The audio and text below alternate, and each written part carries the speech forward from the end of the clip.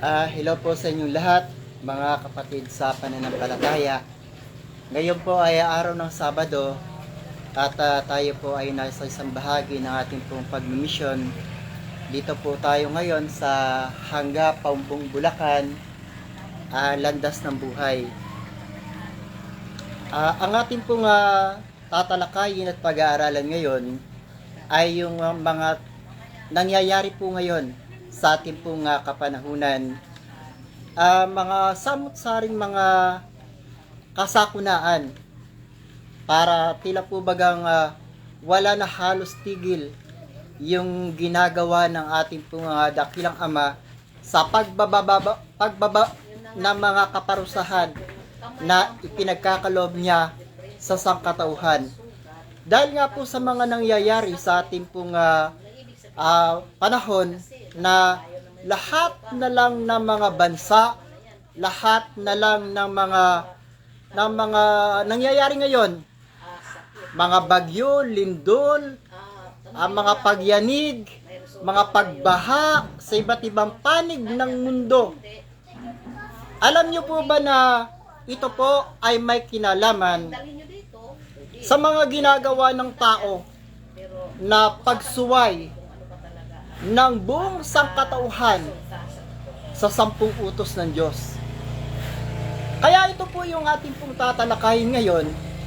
Ano ba ang ginagawa ng tao? Bakit ang ating mundo ngayon, ang ating daigdig ngayon, ayaw ng tigilan ng mga kaparusahan? Ayon po sa pastor na aking pong natutunan sa kanya, malaki daw po ang ginampan ng papel ng hindi pagsunod ng mga tao sa 10 kautusan. Bakit po ba? Babasa po tayo, no? Ang ating pong babasahin ay mula po sa aklat ng Ecclesiastes, Kapitulo 12, talatang 13 hanggang 14. Ito ang wakas ng bagay.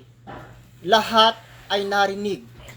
Ikaw ay matakot sa Diyos at sundin mo ang kanyang mga utos, sapagkat ito ang buong katungkulan ng tao. Hindi po ba napakaliwanag na sinasabi na ang buong katungkulan ng lahat ng mga tao sa buong Pilipinas at sa buong mundo, wala pong exception dito? Kahit presidente, sakop ka po ng kautusan na ito. Ikaw man ang pinakamayaman sa buong Pilipinas at sa buong mundo, kasama ka sa kailangang sumunod sa mga batas, palatuntunan at kautusan ng ating dakilang Ama. Dahil lahat tayo na kanyang mga nilalang, sino po ba ang susundin? Kayo o siya? Kaya nga po ito yung lagi nating sinasabi, ano ba ang pinakamataas na batas na dapat masunod sa buong sanlibutan? Alam niyo po ba ang sinasabi ni Apostol San Pedro? Bago kami sumunod sa tao, sa Diyos muna. Alam niyo po ba ibig sabihin ng sinabi niya? Bago siya sumunod sa batas ng tao, doon muna siya sa batas ng Diyos susunod. Alam niyo po ba kung bakit? Kung hindi mo susundin ang mga batas, kautusan at palatuntunan ng ating dakilang Ama, eto na, yung mga nangyayari at mga nagaganap sa ating kapanahunan ngayon, wala nang tigil ang mga dilubyo, wala nang tigil ang pagyanig, paglindol, pagbaha, at kung ano na pong mga salot ang mga nangyayari at nagaganap sa ating pong bayan at sa iba't ibang panig ng mundo. Tingnan nyo po yung nangyayari na ano ang nangyari sa Japan, kailan lang? Hindi po ba yumanig sa bansang Japan? 7.6 magnitude na lindol. At yun po ay nasundan pa at nagkawasak-wasak yung kanilang mga mga kalsada, mga bahay. Ngayon po, kung titingnan nyo po, kapopost ko lang po, nakita ko kanina, sa bansang Queensland, hindi po ba laganas ang baha doon? At bago nangyari yan, nagkaroon ng mga pagyanig sa iba't ibang panig ng mundo. Napakalalakas na lindol. Ang tanong ko po dito, ang tao po ba ay nakaramdaman lang ng takot sa ginagawa ng Diyos na pagyanig sa buong sanlibutan? At alam niyo po ba, kung inyo lamang napapagbulayan ang mga nangyayari at nagaganap sa ating kapanahunan ngayon, di sana nagkaroon po ng pagbabago. Kaya nga po ang tanong ko kanina sa Facebook nung ako po'y nag-post nung nakita ko yung nangyaring pagbaha, laganas na pagbaha sa bansang Queensland. Ang tanong ko po doon, ano pa bang mga tanda ang mga hinihiling ninyo, mga ninanais nyo makita para tayo ay magsisi, magbago at magbalik loob sa ating dakilang Ama?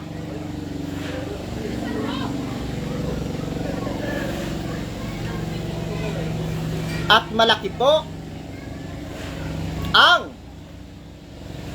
ginagawa ng hindi malaki po ang ginagawa, yung impact, yung ginagawa ng sangkatauhan sa pagbaliwala sa ebanghelyo ng ating Panginoong Hesukristo. Kaya po ang Diyos ngayon ay galit na galit na. Una, ang mga tao ay matutol, masuwayin sa mga batas, kautusan ng ating dakilang Ama.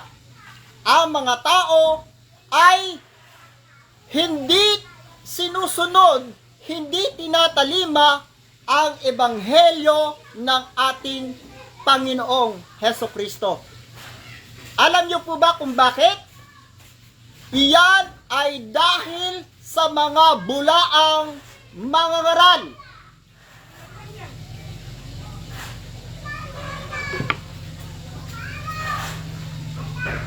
Kaya nga po, ang sabi ni Propeta Malakias, tinututulan na ng Diyos ang mga di banal na mga mangangaral. Alam niyo po yung ibig sabihin yan? Yung mga taong nangangaral na walang koneksyon sa Diyos. Yung mga taong hindi pa nakita ang Diyos, nangaral na. Yung mga taong hindi pa nakausap ang Diyos, nangaral na. Yung mga taong nag-aakay ng mga tao na hindi pa na binigyan man lamang ng authority ng ating dakilang Ama at ng Panginoon upang mag-akay ng tao, akay ng tao. Ang tanong po ng pastor, saan nyo dadalhin yung mga taong inyong inaakay? Ito nga po yung lagi ko sinasabi sa inyo, si Propeta Moises, bago siya nag-akay ng mga tao, hinanap niya muna ang Diyos. Nang makita ni Propeta Moises ang Diyos sa bundok ng Sinai, doon siya binigyan ng authority ng Diyos na akayin ang mga tao. Kaya nga po laging sinasabi ng pastor, datapot kayo! Sino ang nagbigay ng authority sa inyo na kayo ay mag-akay ng tao?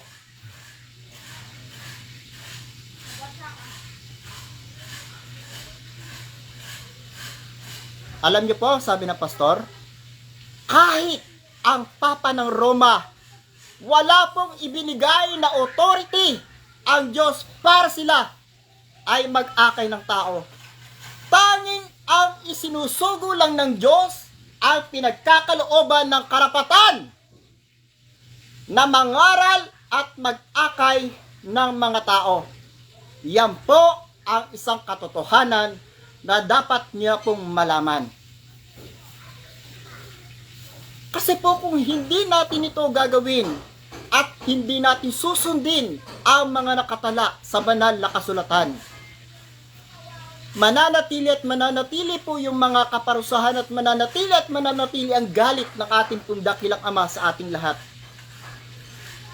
At lalong-lalo na, kung hindi nyo susundin, kung hindi nyo tatalimahin ang mga batas, palatuntunan ng ating dakilang Ama, at hindi kayo tatalima sa ebanghelyo ng ating Panginoong Hesukristo. Alam nyo po ba kasi nangyayari sa ating kapanahunan ngayon? Kung bakit galit na ang Diyos sa sanlibutan at nais na niyang lipulin ang lahat ng mga tao. Datapwat, may mga taong humihingi ng awa at may mga taong nananalangin sa hating gabi upang ang ating daigdig, ang sanlibutan, ay huwag lipulin, gunawin ng ating pong dakilang Ama. Sa kabila ng lahat ng mga tao ay banayad sa pagtulog sa hating gabi. Habang kayo ay natutulog, may mga taong nananalangin para sa kaligtasan ng sangkatauhan. Ngayon po, siyasatin ninyo ang inyong mga sarili. Sino ang nakagagawa nito pagsapit ng 12:00 ng hating gabi? Sino ang mga taong nananalangin sa ating dakilang Ama upang ipanalangin ang sangkatauhan na huwag magkakaroon ng mga pagyanig, paglindol, mga kasakunaan, at lahat ng mga taong magkaroon ng kaligtasan? Sino ang nananalangin yan? Siyasatin nyo po, kahit kayo na mga mangangaral, lahat ng mga pari, lahat ng mga nangangaral ng banal na kasulatan, sino sa inyo ang nananalangin sa hating gabi, 12:00 ng hating gabi, upang ipanalangin ang kaligtasan ng buong mundo? Alam nyo po ba? Nakikita ko yung pastor, kausap niya ang ating dakilang Ama pagsapit ng 12:00 ng hating gabi. Kaya po alam niyo po ba kung sino yung anghel na umakyat sa sinisikatan ng araw upang pigilan? Sige po, babasa po tayo, no? Apokalipsis Kapitulo 7, talatang 1 hanggang 3. At pagkatapos nito ay nakita ko ang 4 na anghel na nakatayo sa 4 na sulok ng lupa, na pinipigil ang 4 na hangin ng lupa upang huwag humihip ang hangin sa lupa o sa dagat man o sa anumang punong kahoy. Alam niyo po ba yung ibig sabihin pag pinigil yung hangin sa sanlibutan? Wala na tayong malalanghap ang hangin. Ano mangyayari sa sangkatauhan? At nakita ko ang ibang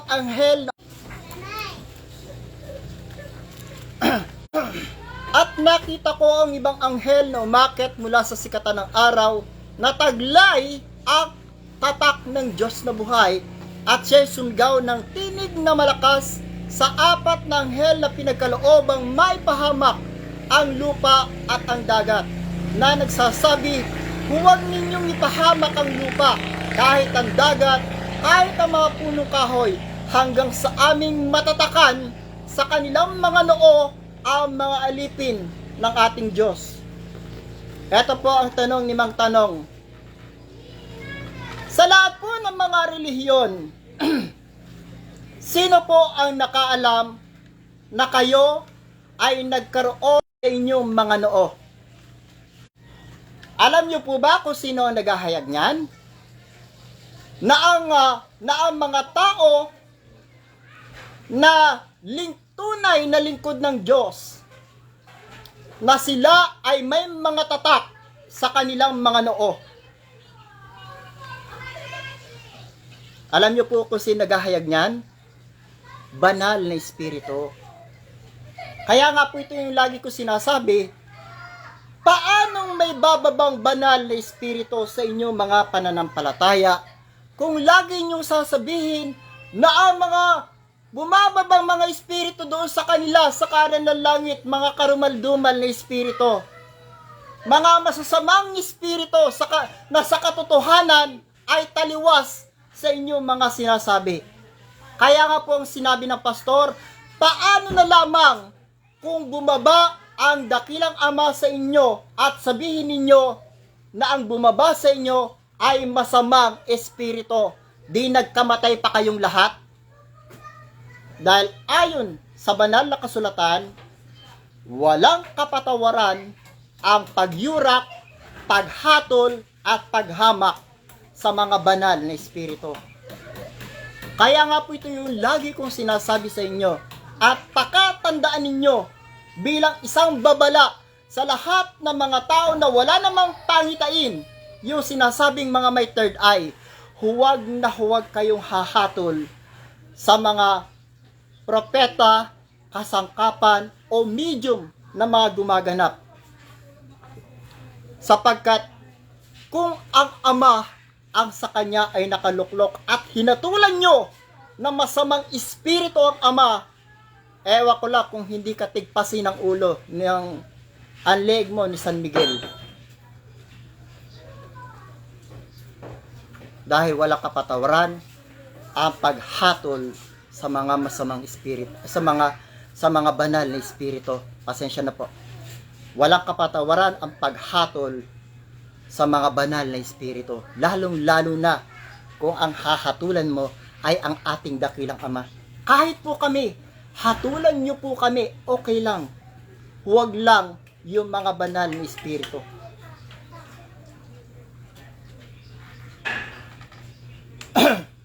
Kaya nga po ito yung sinasabi namin na kung tayo ay mananatili na lalabag, susuway sa 10 kautusan ng ating pong dakilang Ama, sa 10 utos na daladala ni Propeta Moises,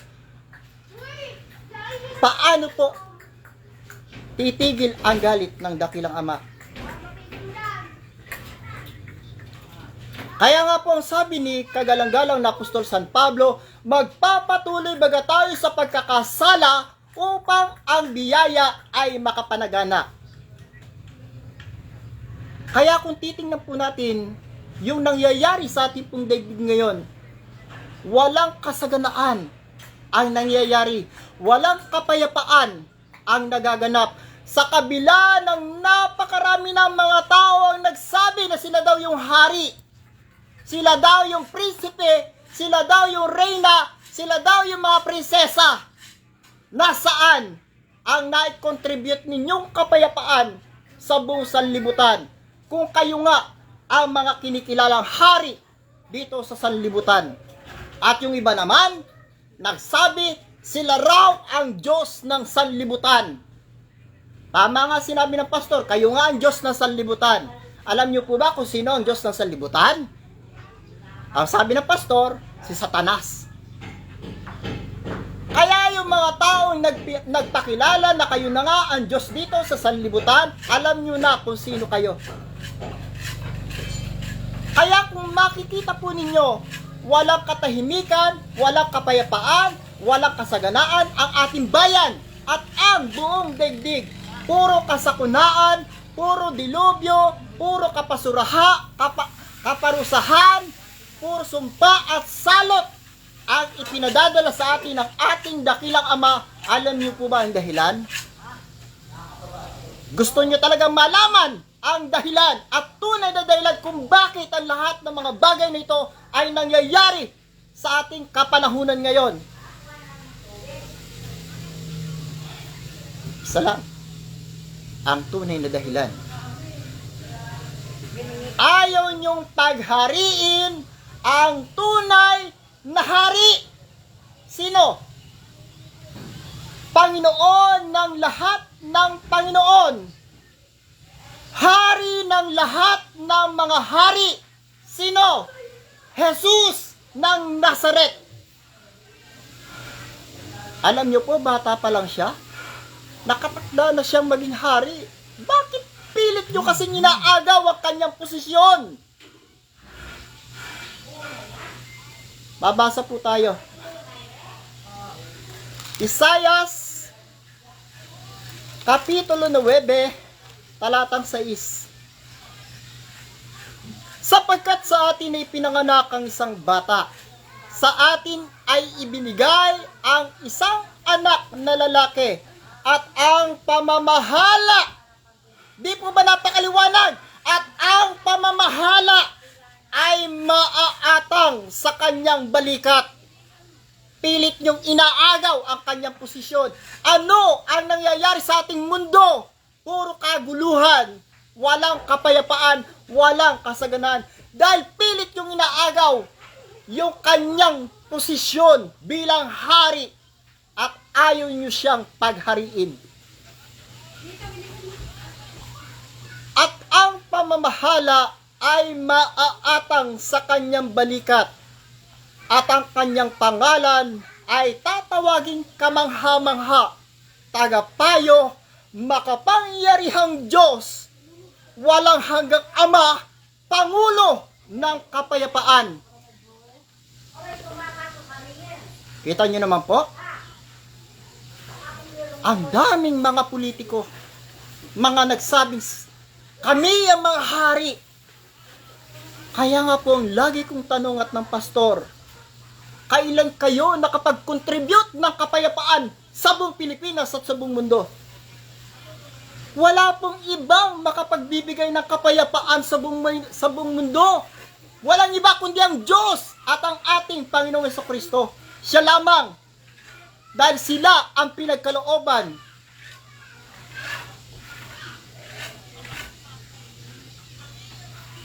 Alam niyo po ang sabi sa Mateo Kapitulo 28, talatang 18. Basahin po ulit natin, para maalaman niyo na ang lahat ng mga katotohanan ito.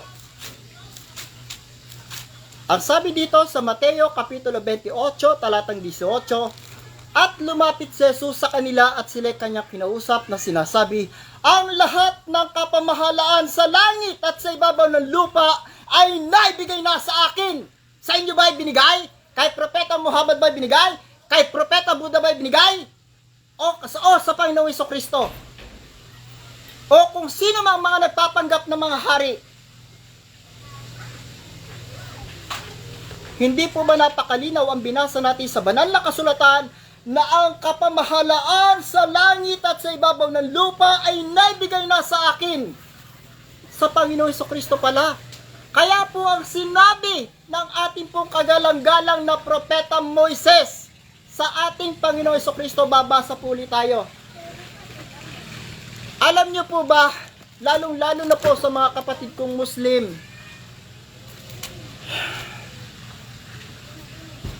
sana po ay kilalanin niyo yung tunay na hari. Dahil ang sabi ni Propeta Moises, sana po ay mapag-unawa ninyo yung aking mga bibitawang mga salita, makinig ang may pandinig, kayong lahat na mga hindi naniniwala sa ating Panginoong Hesukristo. Ito ang sinabi at pinatutuhanan ni kagalang-galang na Propeta Moises sa ating Panginoong Hesukristo, makinig ang may pandinig. Gawa, Kapitulo 3, talatang 22 hanggang 23. Tunay na sinabi ni Moises, ang Panginoong Diyos ay magtitindig sa inyo ng isang propetang gaya ko. Siya ang inyong pakinggan sa lahat ng mga bagay na sa inyo'y sasalitain niya. Hindi niyo pakikinggan yung sinabi at paalaala ni Propeta Moises? Bahala kayo. Ito ang hatol niya. At mangyayari na ang bawat kaluluwa na hindi makikinig sa propetang yaon ay pupuksaing lubos mula sa gitna ng bayan. Kaya alam niyo po ba, kung sino yung mga tao at mga bansa na patuloy na mga dinidilubyo ngayon. Walang katapusang kaparusahan, mga sumpa, mga salot, mga lindol, mga pagbaha, pagyanig. Sino yung mga tao at mga bansa na nakararanas niyan ngayon? Tagbulayan niyo pong mabuti yung lahat ng aking mga sinasalita.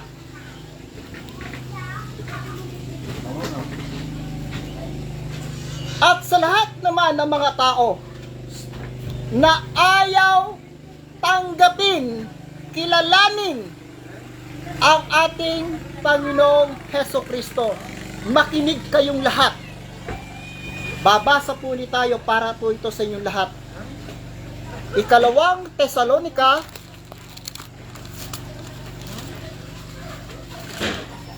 Kapitulo 1, talatang 7 hanggang 9.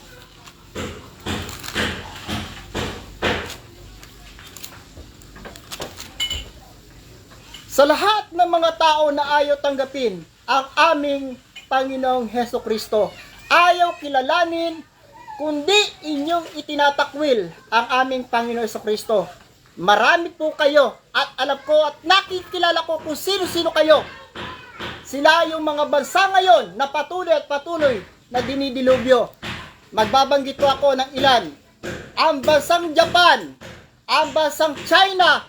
Sino ang kinikilalang propeta sa bansang yan? Hindi po ba patuloy at patuloy yung ginagawang pagyanig sa inyo ng Panginoong Hesukristo? At yung bansang Saudi, yung mga bansang Muslim na yan, yung Turkey, hindi ba kayo nasindak sa ginawang pagyanig sa inyo ng Panginoon? Yung bansang Mecca, kung saan na sinasabi nyo na the Holy Land, kung yan nga ay tunay na the Holy Land, bakit puro sumpa, dilubyo ang nararanasan ng batong itim na yan? Ipaliwanag sa akin yan. Ikalawang Tesalonika, Kapitulo 1, talatang 7 hanggang 9. At kayong mga pinagati ay bigyan kasama namin ng kapahingahan sa pagpapakahayag ng Panginoong Hesus mula sa langit na kasama ang mga anghel ng kanyang kapangyarihan na nasa nagniningas na apoy. Bakit na nasa nagniningas na apoy ang Panginoon? Dahil galit na siya sa mga taong ayaw siyang tanggapin at yung mga taong ayaw tumalima sa kanyang ebanghelyo. Ano ba ang inaayaw ninyo sa ebanghelyo ng ating Panginoong Hesukristo? Hindi po ba napakaganda ng kanyang ebanghelyo? Ibigin mo ang Panginoong Diyos ng buong puso mo at ng buong kaluluwa mo. At ang pangalawang utos niya, ibigin mo ang iyong kapwa na gaya ng sa iyong sarili. Ano ang masama sa mga inuutos ng Panginoon? Bakit ayaw ninyo sa kanyang ebanghelyo? Subalit, ang mga taong tumanggap sa ating Panginoon ay pinagkalooban niya ng karapatang maging mga anak ng Diyos. Hindi po ba napakasarap? At sila ngayon, lahat ng mga tao na tumanggap sa ating Panginoong Hesukristo ay hindi hinahatulan. At ang lahat ng mga taong itinakwil siya, lahat sila ngayon ay kanyang hinahatulan na. Saan kayo ngayon papanig? Hahatulan kayo? Lilinisin kayo ng Panginoon? Tatanggalin kayo sa sanlibutan? O inyong kikilalanin ng Panginoon Hesukristo upang kayo ay magkaroon ng kaligtasan? Basa po ulit tayo. Mateo Kapitulo 5, talatang 19.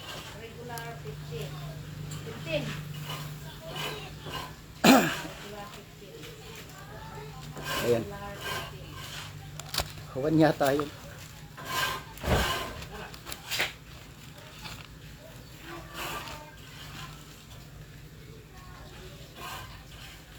Eto po, babasa po tayo, no?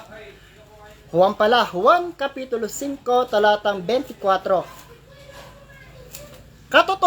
Katotohanang sinasabi ko sa inyo, ang dumirinig ng aking salita at sumasampalataya sa Kanya na nagsugo sa akin ay may buhay na walang hanggan at hindi mapapasok sa paghatol, kundi lumipat na sa kabuhayan mula sa kamatayan. Ngayon, pumili kayo, kikilalanin nyo ang aming Panginoong Hesukristo bilang inyong hari, bilang inyong Panginoon, tagapamagitan at sariling tagapagligtas. Dahil ang sabi ng Panginoon, ako ang daan, ang katotohanan at ang buhay, at sino man ay hindi makaparoroon sa dakilang Ama kung hindi sa pamamagitan niya. Alam niyo po ba ang sabi ng ating dakilang Ama? Babasa po ulit tayo, no? Para kilalanin nyo na kung sino talaga ang tunay na anak ng Diyos. Mateo Kapitulo 17. Isipin nyo, Diyos Ama na ang nagpatotoo sa Panginoong Hesukristo. Ayaw nyo pa rin paniwalaan. Ayaw nyo pa rin siyang tanggapin.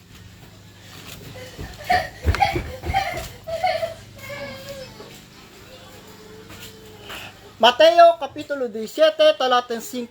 Samantalang nagsasalita pa siya, narito ang isang maningning na alapaap ay lumilim sa kanila, at narito ang isang tinig na mula sa alapaap na nagsasabi, sino yung nagsasalita sa alapaap? Maningning na alapaap. Sino ang nagsasalita dito? Hindi po ba ang dakilang Ama? At kanyang pinatututuhanan ang kanyang nag-iisa at bugtong na anak. Walang iba kundi ang ating Panginoong Hesukristo. Bakit hindi ninyo paniwalaan ang ating dakilang Ama? Siya na mismo ang nagpapatotoo sa ating Panginoong Hesukristo. Subalit kayo na mga tao ang nagsasalita. Paniwala kayo sa lahat ng mga nangangaral na bulaan. Subalit ang dakilang Ama, ayaw ninyong pakinggan ang kanyang patotoo tungkol sa kanyang bugtong na anak. Walang iba kundi ang Panginoon ng Panginoon, Hari ng mga hari, Jesus ng Nazaret. Tuloy po natin. Ito ang sinisinta kong anak na siya kong kinalulugdan. Siya ang inyong pakinggan. Kita nyo naman po, ang Panginoong Hesukristo ang pinatututuhanan ng ating dakilang Ama. Hindi si Propeta Buddha, hindi si Propeta Muhammad. Dahil ayon sa pastor, yung mga propeta na yan ay hindi sila mga naging sakdal. At sila ay wala sa kalangitan. Ayon sa tunay na sugo ng Diyos sa ating kapanahunan ngayon. Alam niyo po ba kasi ang hiwaga ng pastor? Lahat ng mga nabanal na tao, yung mga kaluluwa nila, kung sila'y nabanal, magre-report po sila sa tunay na sugo ng Diyos sa ating kapanahunan ngayon. Yan ang hiwaga na hindi ninyo nalalaman. Kaya lahat ng mga nabanal, nagre-report po silang lahat sa pastor.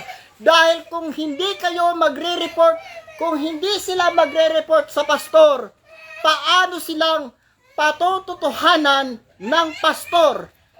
Dahil ang pastor ngayon ang tumatayong siyang saksi sa ating kapanahunan ngayon sa lahat ng mga taong nabanal at sa ating Panginoong Hesukristo.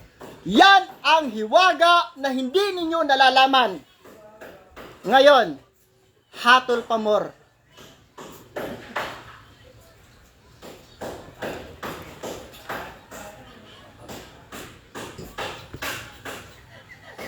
Kaya po mga kapatid ko sa pananampalataya, habang may panahon pa, habang may oras pa, magbalik loob na po tayo sa Diyos. Tanggapin po natin ang ating Panginoon, ang ating Panginoon Hesukristo bilang ating hari, hari sa ating puso, hari sa ating isipan, hari sa ating buhay. At alam niyo po ba kung iyan ay inyong magagawa? Lahat ng ng mga kaparusahan na yan, lahat yan ay titigil. Lahat ng mga dilubyo, lahat ng mga sumpa, lahat ng mga salot, lahat yan ay kanyang patitigilin. Dahil alam nyo naman, ang ating Panginoon Jesucristo ay maawain, mahabagin, at siya ay mapagmahal sa lahat ng mga taong sa kanya'y tumatanggap.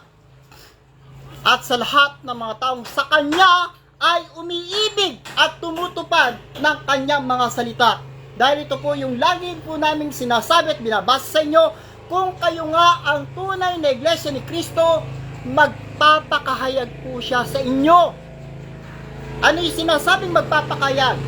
Mangangaral, magre-revelasyon, at mamamahagi ng mga biyaya at kapangyarihan.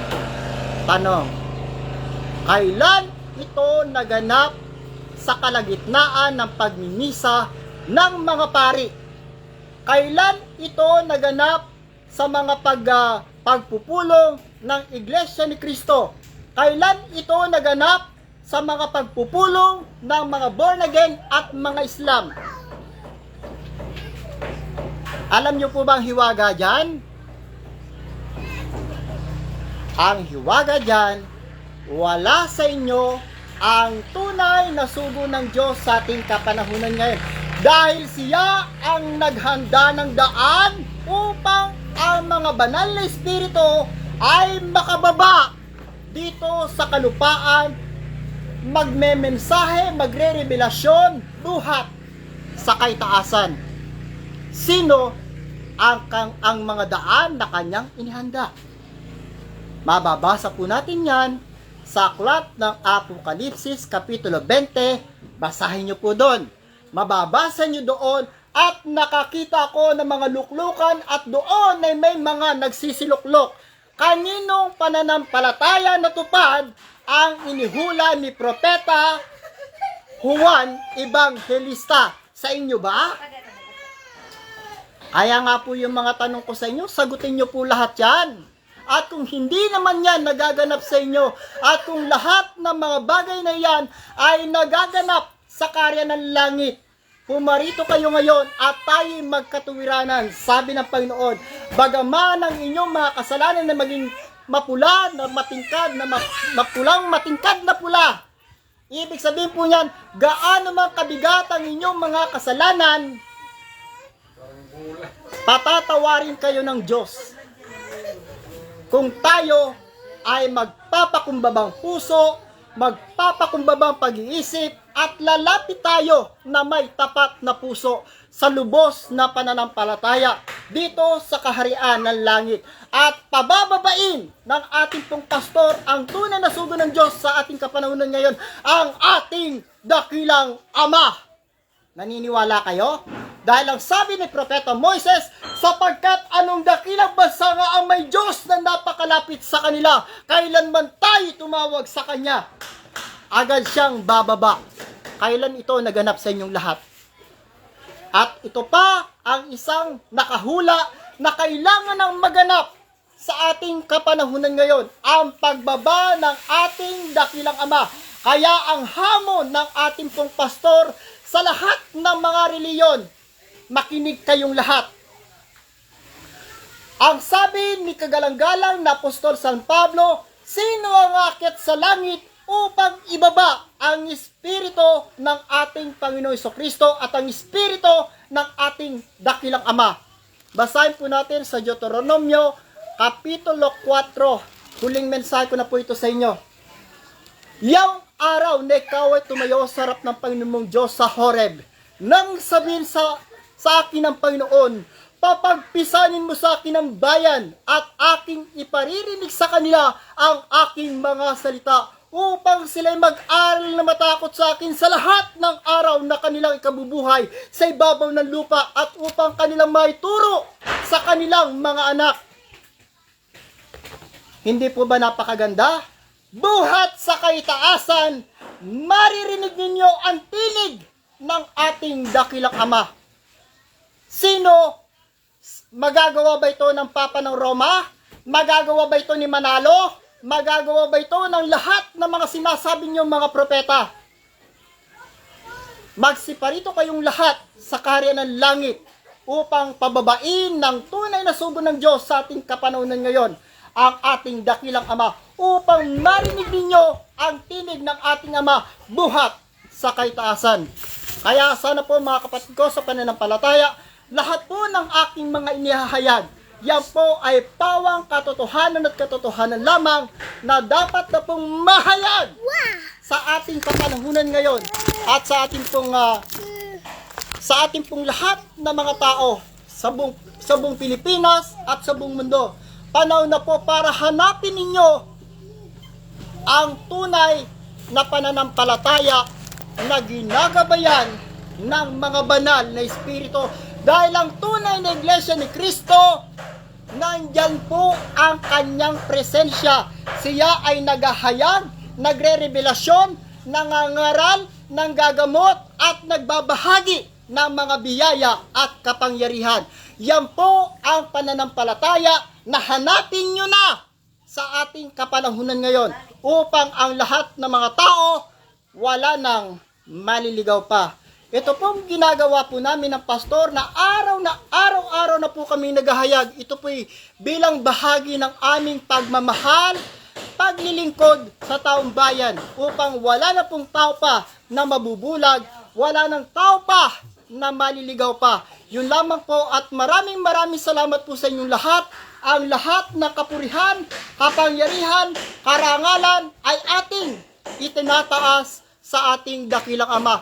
Huwag niyo po kaming kilalanin, lalong-lalo na po ako, huwag niyo po akong kilalanin.